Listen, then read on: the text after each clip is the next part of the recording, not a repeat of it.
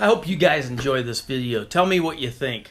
Kids, don't try this at home. It's not recommended. Right, this is Larry with ManCave Mayhem, and this is how you carry sodas when you don't have a soda holder and you're on scooters. We are riding some scooters, but now look at that. That's the way to do it. Just a quick white trash way to do things. They're working.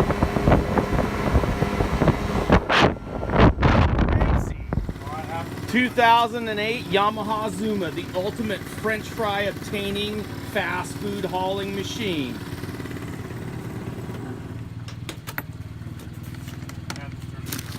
Looky here, we got a bag of goods too. And that's how you haul fast food, isn't it, big boy? Is this one mine? One of them is.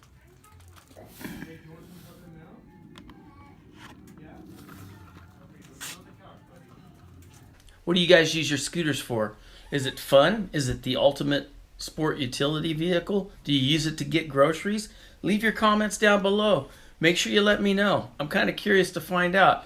Everybody uses them for different things. Don't forget to like, share, subscribe, and just remember, I'm just a man in a cave causing mayhem. Thanks again for watching, guys.